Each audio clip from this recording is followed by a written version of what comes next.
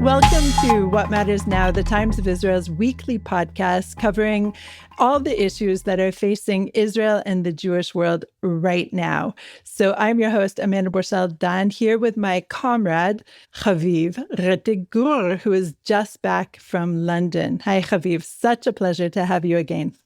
Amanda, it's great to be here. It is always such a delight to have you. And since you are just back from London in a very pivotal week for the Jewish community there, I am first going to ask you to share some of your impressions about what's happening with British Jewry this week, in which the BBC was rocked by yet another scandal, including the Jewish community. After that, in our second half, we're going to take a step back into Israel. Well, kind of, because our U.S. President Donald Trump sent a mano a mano letter to our president, Israeli President Isaac Herzog, begging him essentially to pardon Prime Minister Benjamin Netanyahu from his corruption trials. So we're going to talk about all of this and more when we're back.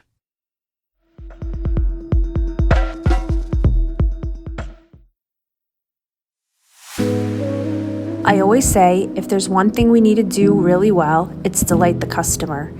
Our goal is for everything we do to quietly fade into the background so the customer simply thinks, wow, that was really easy. What's made this journey so meaningful is the ongoing challenge of delivering personal connection and thoughtful, tailored service in a virtual world. And especially now, that connection feels more important than ever. We're one nation, one family. When we heard about Chayalim getting engaged and planning quick weddings, we knew we wanted to help, so we gifted them beautiful ketubas, a small but heartfelt thank you for their courage, their protection, and all they're doing for Am Yisrael. We hear it all the time. People are saying, this is the best company I've ever worked with. And honestly, that comes down to one thing, the care each team member puts into every single order.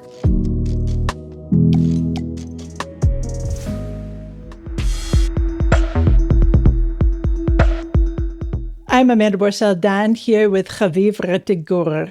So this week, BBC Director General Tim Davie and Deborah Turness, who was the chief executive of BBC News, stepped down over a scandal that included, of course, U.S. President Donald Trump.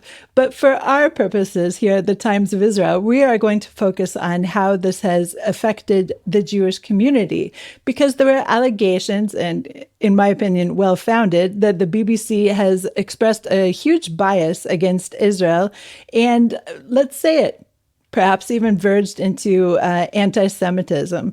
So, Haviv, you were in London this week when the scandal basically broke, if I'm not mistaken. And I'd like to hear, first of all, of course, you were speaking at and with British Jewry, but I want to hear what British Jewry told you when the scandal was breaking. It came up, not surprisingly. I met with some wonderful people, gave a talk at a synagogue, met with some college students.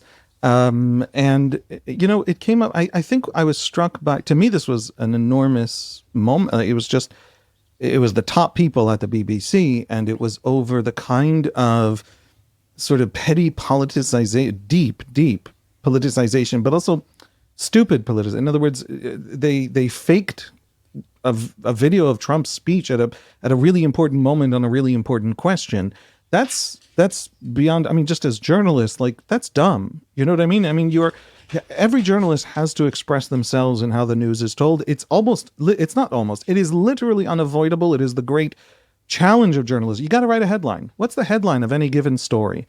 And when you decide what the headline is, you necessarily frame it as your understanding. And so there's no way to be a genuinely perfectly objective journalist. The difference is between journalists who try to be objective and fail. We all fail, always. Journalism is a massive failure. By necessity, structurally, inherently, you can never get away with it. But if you're trying, knowing you're going to fail, it's a little tragic putting it that way, but that's actually what it is. Then you are a vastly better journalist, producing vastly more useful and informative journalism than because you cannot ever succeed, you don't even try. And that's the great tragedy. The great tragedy is the journalists who give up on the possibility of even trying to be as objective and serious as possible. And that's the kind of stuff that the BBC has scandal after scandal after scandal after scandal. A kid narrating a BBC documentary about Gaza who turns out to be the son of a Hamas minister. I mean, okay, so stop right there, Haviv, because I think in terms of the Trump, where they're splicing together different pieces of his speeches that were, of course, delivered, I think, an hour apart, you think, okay, maybe this was just a mistake, meaning the people who did it were just incompetent. That happens. But then when you have the son of one of the Hamas hires up being the narrator for a film, you can't help but think that this was not just a mistake, that this is perhaps, intentional, shall we say? It's also the number. I had to call my bank because my bank made a mistake recently. And the mistake was in the bank's favor. And I have never in my entire life had to call the bank because there was a mistake in my favor. The system is built to make sure that any possible accidental loss for the bank is triple and quadruple checked by computer systems and algorithms. And the loss for me, there aren't triple checks for algorithms that might lose me the money. So if every mistake is only ever in one direction, where are the great BBC scandals where they let Netanyahu narrate the Gaza war as BBC, right? As in the BBC's own voice.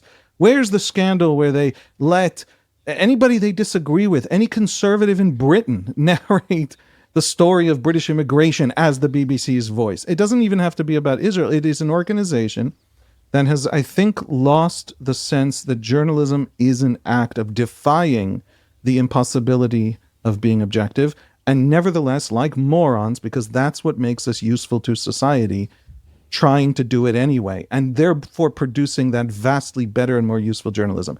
And they've lost that thread. And so I think it makes perfect sense that these people at the top have gone. With the Jews, what was surprising to me was that, to me, this is a moment as a journalist that really is a statement about modern journalism. And I apply it everywhere. Al Jazeera, I apply it to Israeli press. I apply it to right-wing press. Jews in Britain that I talk to, now, I talk to a few dozen, okay, in an event attended by a few hundred. Not everybody talked about the BBC at all. What was surprising to me was that it was more of the same. They were less excited by it. They were less interested in it than I was, because I was a journalist. But they were talking about other things, bigger things, that the BBC is a tiny, tiny data point in those much bigger things. And that actually sent me to look up polls of British Jews. I've been home a day. I flew home yesterday.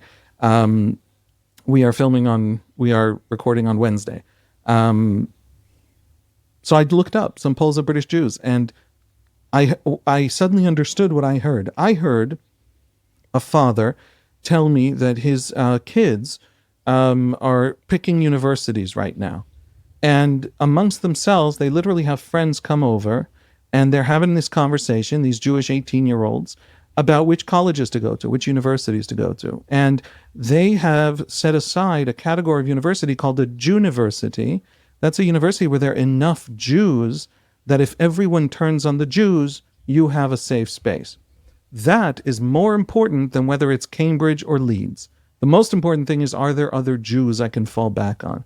That is something that an ordinary father told me about their ordinary college students. They're not, ultra-Orthodox, radical here, Israel activists, ordinary kids. And then I went to look it up in polls, and these are polls covered by the Jewish News, the Jewish Chronicle, the British newspapers, and covered in the Times of Israel. We've published these stories. 82% of British Jews say anti-Semitism in the UK is a problem. 10 years ago, that was under 50%. Today, it's 82%. 1/3 of British Jews say they experienced one anti-Semitic incident at least in 2024. 1/3 of a community of 250,000. That is a normative. Jews today in Britain expect an anti-Semitic event to happen to them because it's just so normative. And 1/3 of them believe there is a long-term future for Jews in the UK. Let me restate that sentence correctly.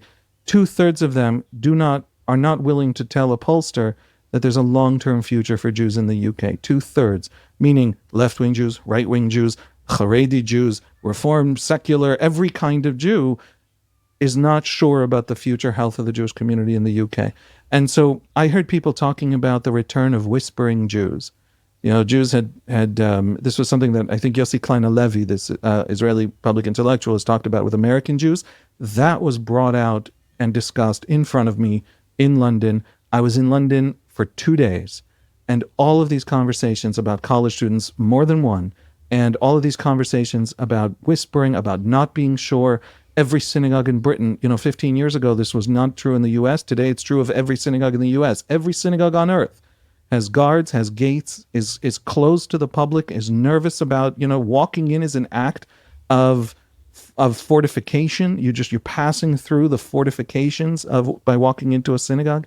That is every Jew in the West today. And so that was the experience. The experience was a community that whatever the data is, in other words, I don't know how much actual violence. There was the terrible murders in Manchester, but it's not that there's been just dozens of murders, but the community itself feels like it's in lockdown, like it's in a kind of bracing for more and worse. Haviv, my question is always, of course, we're hearing that it's an upward trend, right? But especially what you said about universities, that doesn't sound any different than it was for me, for example, when I went to university way, way, way back in 1993 at Indiana University, which has a surprisingly large Jewish population because each of the Jews, even way, way, way, way, way back then, knew that there would be a Jewish population there. So it's kind of one of those self-fulfilling prophecies, and this has been going on for decades and decades. So I do wonder if this idea of a Jew university in Britain is really so new. It's a great question. I might be unqualified to seriously deal with it because I went to Hebrew University. Were there any Jews there? Very much a Jew university. Yes. Although 25% of the student body is minorities, mostly Arabs. But I will say this.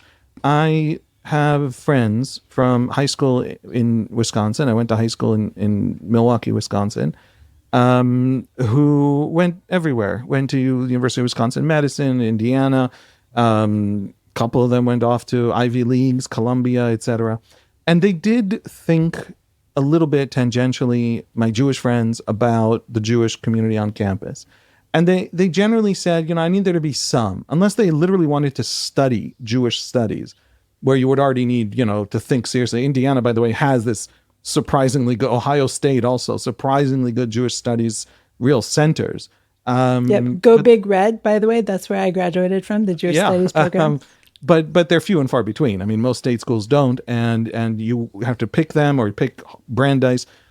But as long as the university passed a minimum threshold for those who wanted, for example, to make sure they could find a Shabbat dinner, during their college years, just find one. So there has to be some minimum 1,000 Jews on campus with a Chabad nearby, right?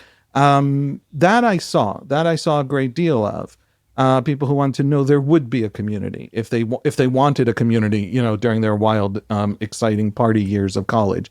I'm just kidding. I never went to an American college, but that's how the movies depict it. So that's what I decided it's all about. Not so far off. Not so far off. Really. No, at least at Indiana University. So I hear what you're saying, definitely, that it may not be a new thing, but definitely it sounds like the tone in which it's being described, to you at least, is a huge change. And it sounds like people are frankly afraid. I have never heard it described as backup. And the thing about a kid choosing, for example, the University of Leeds, was that the University of Leeds has an enormous Jewish community.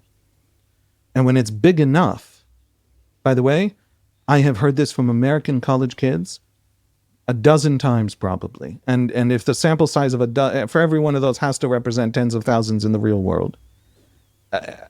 Talking about the University of Florida in exactly the same way. The University of Florida probably has the largest Jewish student body in the American university landscape. I don't know exactly how they measure these things, but there is a measure that claims that. And that fact that there are way too many Jews for abuse of Jews to ever be tolerated and for anyone to get away with it is the safety that the University of Florida offers, and why more Jews are now going there. It's no longer about finding a community while I do all the other stuff that you do in college, which is what it used to be about. It's about safety. And that is what I heard in London. And I heard it every time I asked it. And I met with some kids from the Jewish Students Union, the Union of Jewish Students, some of the leadership. And they were talking in those terms. And they also, it was very important for them to also say, it's very different on different campuses. And many administrations are very keen on not allowing, the violence, the anti-Semitism, the kind of anti-Semitism under cover of anti-Zionism that isn't a debate, but is actually abuse and harassment. All that kind of subtlety and nuance, a lot of administrations are actually worried about that and actually see it, these kids said, and they have great conversations with it. And one of them specifically talked to me about the feeling, about how it felt good that the Jews, this is a college student, that the Jews knew that they had the allyship of the king, that the king was with the Jews. That was something that the British monarchy has projected in a way that at least one Jew said to me that was a piece of his feeling like things were actually going to be okay. I don't know what to make of that. I've never had a king. I don't understand 100% what that means. But so it's a big, complicated picture. Also, one important point, I met Jews who came to hear my talk. So that's a selected group, right? That's a self-selected group. Now, I think it's a self-selected group that represents a huge cross-section of the community. And the questions I got were also right-wing questions and quite deep into left-wing questions. There were some critiques sent in of things I've said against journalists or left-wing journalists, Haaretz. I critiqued Haaretz, by the way. I think Haaretz are totally legitimate, and I'll defend to the death their right to do what they do, but they often stumble and fall in really bad ways. That is my argument about Haaretz, which we're not going to get into now, but I'm just saying somebody came at me and said, Dafka, at times that there is great moral costs and great trials, and that's when you need the voices that are the most rebellious. Now, that is not somebody who comes at me from, the right-wing, Likud section of the British Jewish community. And so there was that cross-section. They all agreed on the anti-Semitism. They all agreed on the fear. They all agreed on the anxiety. They all agreed that their kids on campus were at least psychologically struggling, and probably more than just psychologically, that there was real social costs, and the Jews were having to, commit not to be Zionist as a kind of purity test. You used to get in the former Soviet Union, right? Before they're allowed into the social circles and things like that. There was so much of that. And they were talking about it so constantly that then the fact that the BBC also happens to just be completely failing in its mission of actually trying to tell a story as objectively as possible, even if it isn't possible, was one tiny blip on this much, much larger, more visceral experience that they're all at this moment sharing. Haviv, thank you so much for bringing all of that. And though the United States does not have a king, there's a man who may consider himself a sort of proto-king of the U.S., and that is Donald Trump. And so we're going to hear about his newest missive to our President Isaac Herzog when we're back.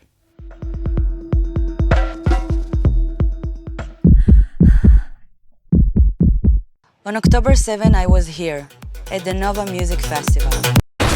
I ran for my life, hid for 7 hours. Terrorists shot me twice. Thankfully, I survived. I'm still dealing with trauma, and I'm not alone. 3 million Israelis are in trauma. They need mental health care or physical rehabilitation. Wounded soldiers, families, and scared children. Since 1912, Hadassah has been a life-changing force in Israel. Today, Hadassah has 2 world-renowned hospitals, pioneers breakthrough medical research, cares for youth, and has built the much-needed and largest rehabilitation facility in Jerusalem. Thank you to everyone at Hadassah Hospitals. You've been helping me, and so many others. And a special thanks to one nurse, my mom. I love you.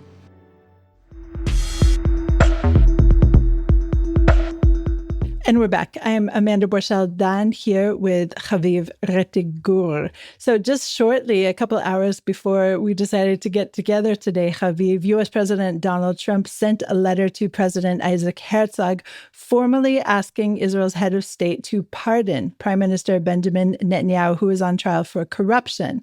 I'm going to read a few bits from the letter. He said, "It is my honor to write to you at this historic time as we have together just secured peace that has been sought for at least 3,000 years. I hereby call on you to fully pardon Benjamin Netanyahu, who has been a formidable and decisive wartime prime minister and is now leading Israel into a time of peace, which includes my continued work with key Middle East leaders to add many additional countries to the world-changing Abraham Accords." And Trump writes, "I absolutely respect the independence of the Israeli justice system." But he continues and says that Netanyahu has been undergoing a political, unjustified prosecution. He ends his letter, or close to ends his letter, by saying, "Isaac, we have established a great relationship, one that I am very thankful for and honored by, and we agreed as soon as I was inaugurated in January that the focus had to be centered on finally bringing the hostages home and getting the peace agreement done. Now that we have achieved these unprecedented successes and are keeping Hamas in check, it is time to let Bibi unite Israel by pardoning him and ending that lawfare once and for all." So Herzog, for his part, has so far declined to take a position. There are so many questions on this, Haviv, and it's worth another, series of podcasts to decipher every line of that letter. But I think the first one should be, is this even possible? I don't know. What I know of the Israeli pardon process is that part of the process is admission of guilt. And when there is admission of guilt, the president has the ability, as a check on the judiciary, this is very common. The president of the United States has something like it, has a much more powerful one, which Trump might be confusing with the Israeli one.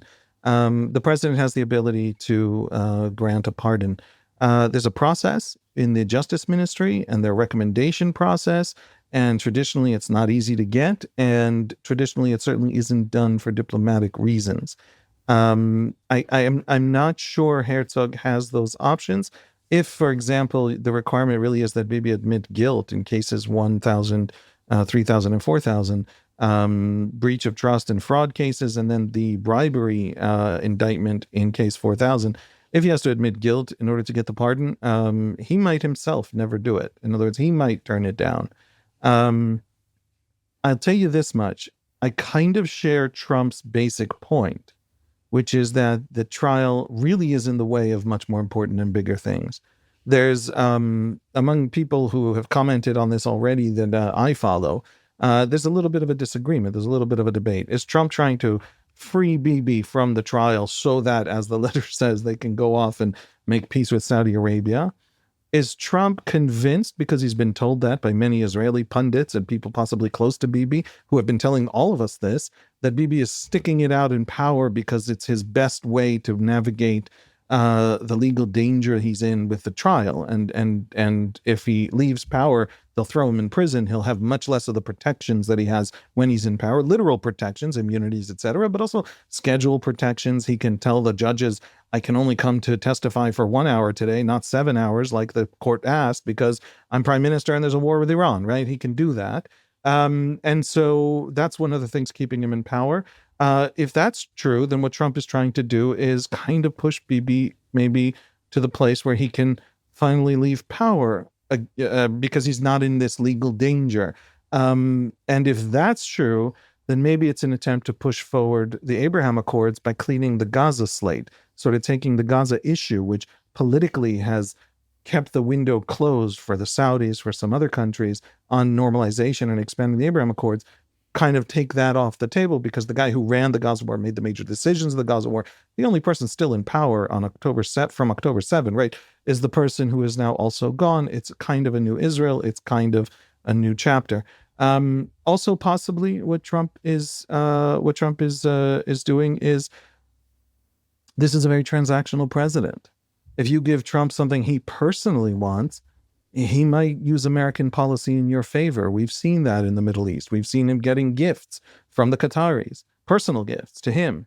It's possible he thinks that way of Bibi, and he thinks to himself, I need things from Bibi. For example, this ceasefire that brings out the hostages, front-loaded bringing out the hostages, to give Netanyahu the political space to actually sign a ceasefire without total victory, as he's been selling for 2 years.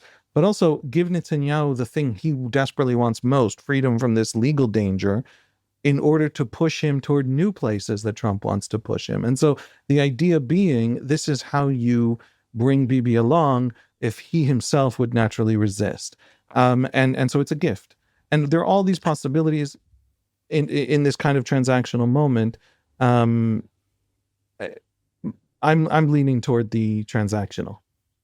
I think you're probably right that it is transactional, and I can connect the dots that you're spelling out. But I would just say that I don't think that the thing that Bibi wants the most is to get out of his legal trouble. I think that he knows that he can weather it.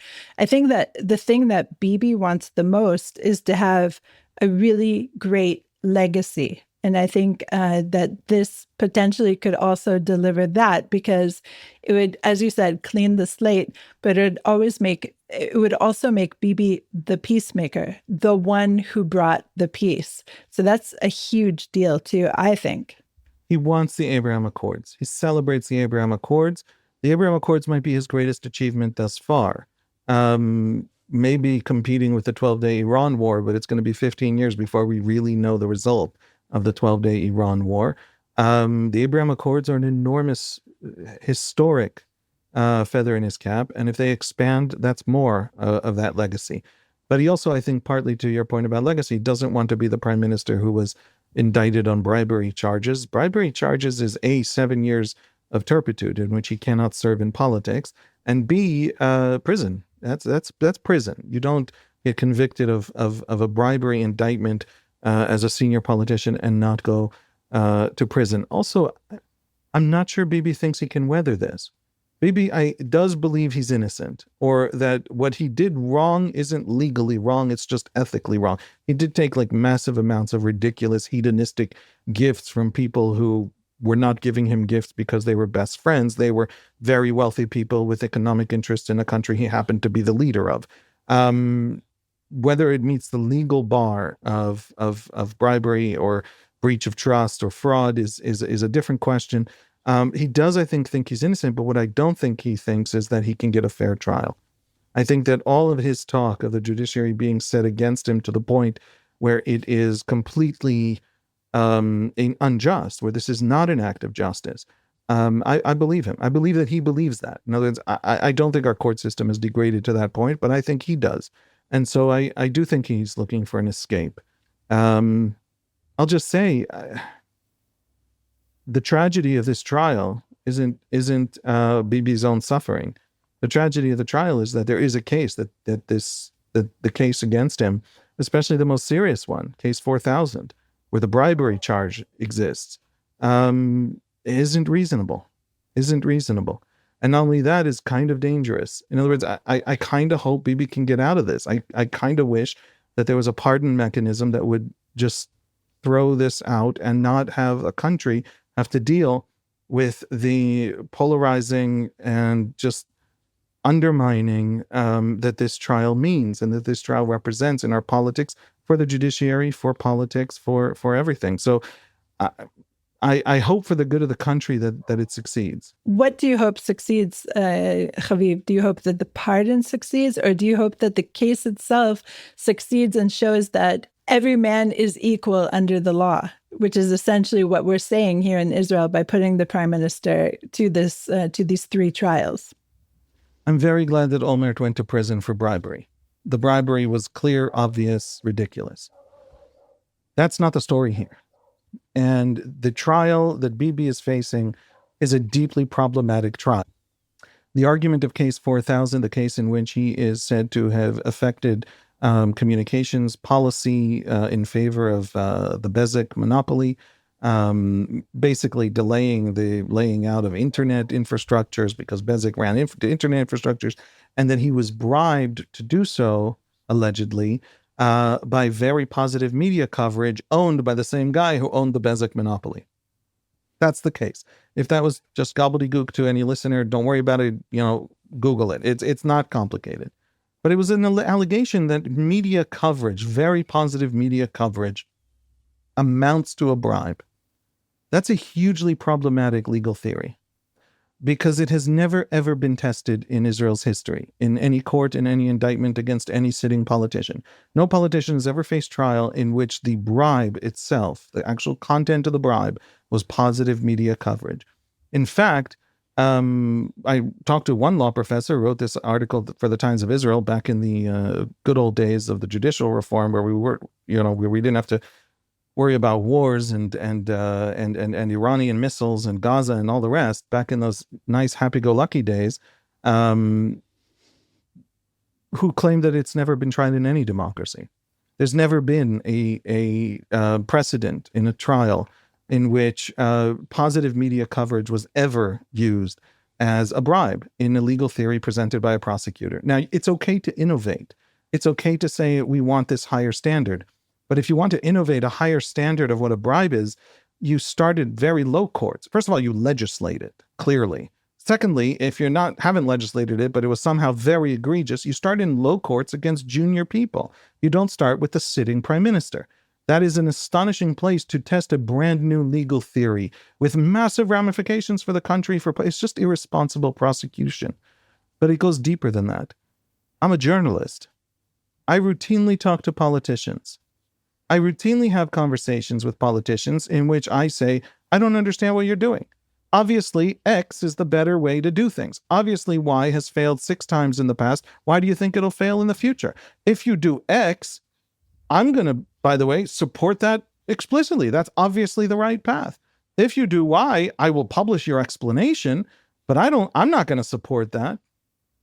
Did I just bribe them? Did I just bribe a politician by saying to the politician, if you do the thing I believe in, I support, I agree with?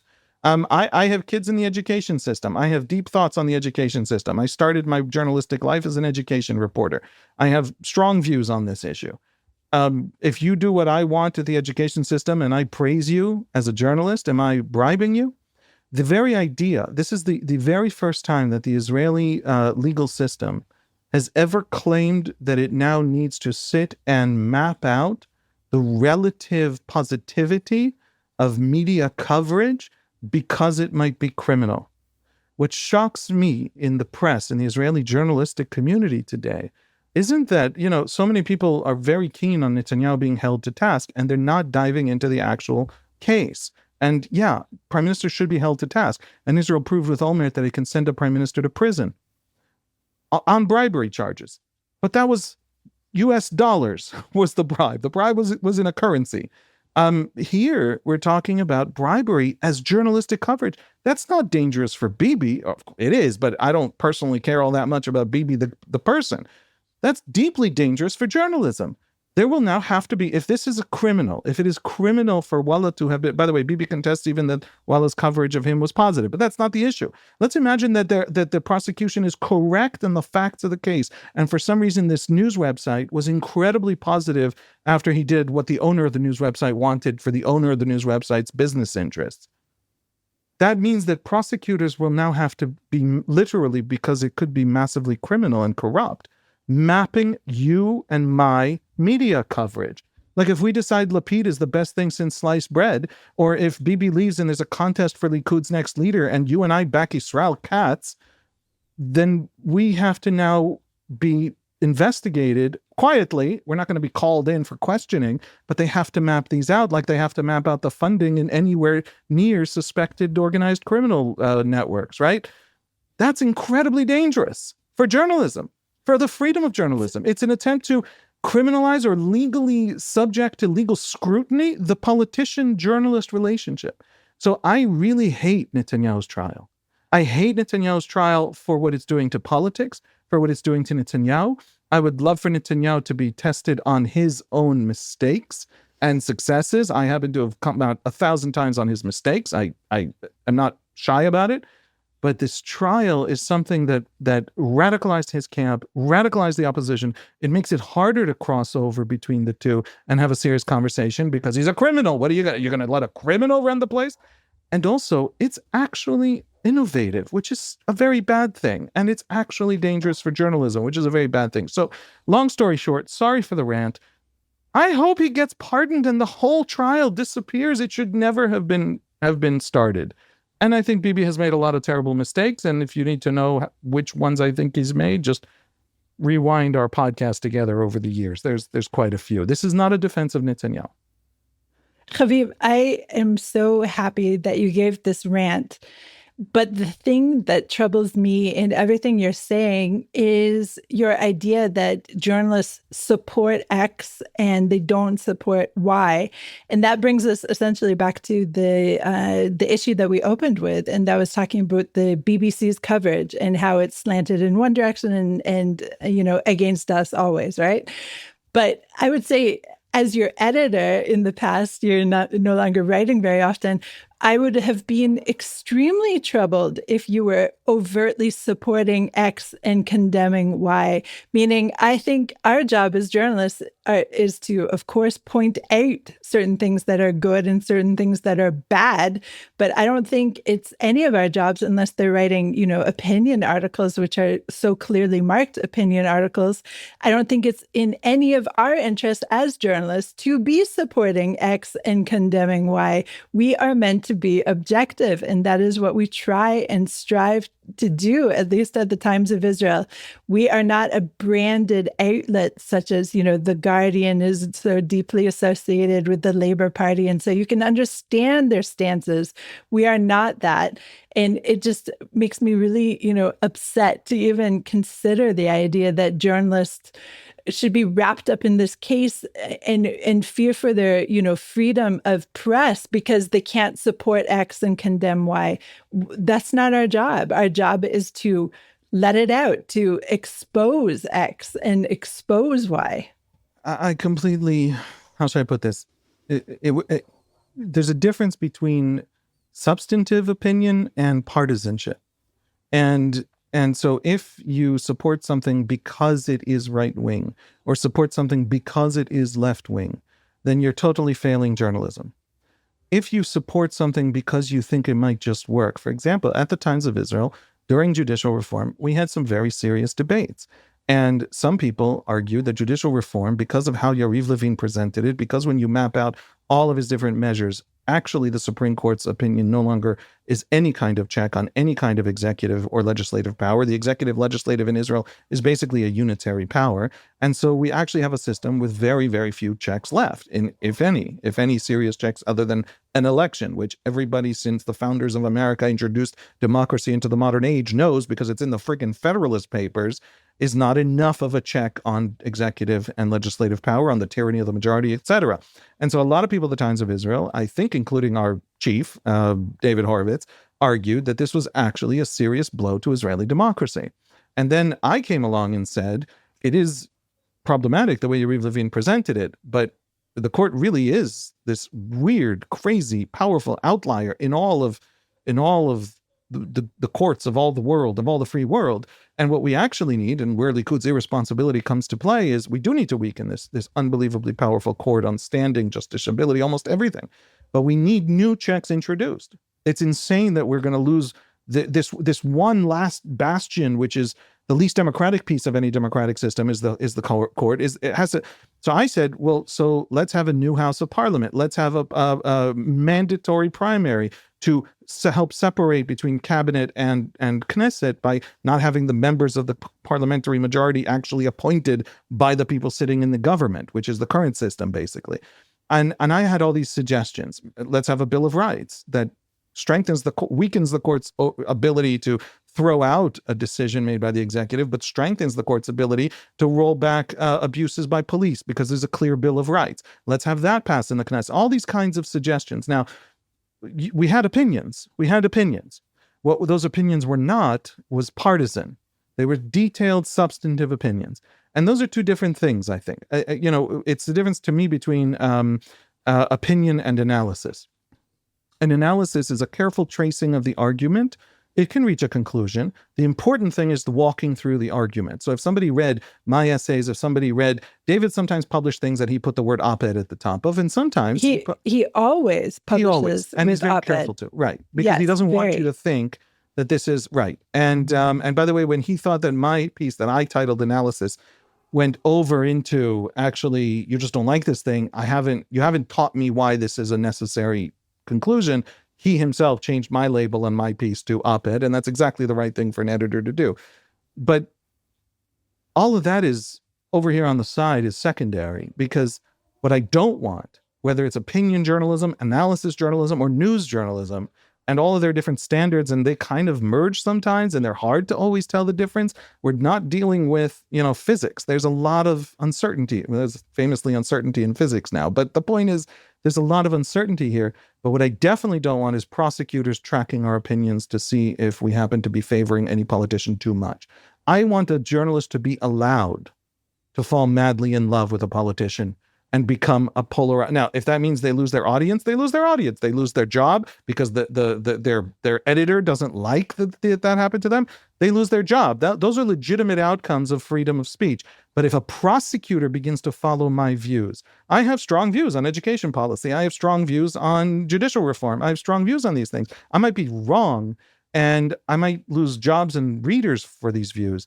I should never be tracked by police prosecutors for these views. And so there's a real danger that for the very first time, police have sat down, police investigators, and mapped out the opinions expressed by journalists in a media outlet. And that result of the Netanyahu trials, all the journalists in Israel have ignored. And that to me is a shock. And so I hate this trial. I think it's bad for Israel. I think it's stupid. And I think that there's a lot wrong. By the way, the things Netanyahu admits to having done in cases 1,000, 3,000, 4,000 are really bad things. Constant crates of expensive shit. He's also a millionaire. Why does he need these things? A gourmet sushi for his personal use charged to the state credit cards. I mean, his behavior in many things. And by the way, it's today happening right now. He just tried to appoint his son to a senior position in the World Zionist Organization. His son, who sits in Miami and has been out of Israel and doing nothing for Israel for the entirety of the last 2 years of war, when every other Israeli family is suffering, is now going to get a fancy, high-paying job because Netanyahu literally makes it part of the Likud negotiating platform at the World Zionist Organization. This sense that he's the king and things come to him because this never existed with Begin or Ben Gurion. This is a new generation. This is the Barak level corruption, Olmert level corruption. It is bad. It is wrong. It's still there. All of that is, without exonerating Netanyahu of anything, this trial is bad for Israel and this trial is bad for journalism. And so I hope President Trump's initiative succeeds. My understanding from just reading responses by Israeli lawyers to Trump's, call in the Knesset when he visited, basically to get a pardon for Netanyahu, is that it's not so easy to actually do legally, logistically, technically. So I don't know if it'll work, but I hope it does. Really interesting, Haviv. And I feel like we're going to be discussing this in the future. At least I hope we will. So thank you for joining me today and then talking me through this. Thanks, Amanda. Thanks for listening to the Times of Israel's What Matters Now. Please check out another installment next week. This episode was produced by the Podwaves. If you have any questions or comments for Haviv, no, I'm just kidding. If you have any comments on any of these episodes, please drop us an email to podcast@timesofisrael.com. Until next week, shalom.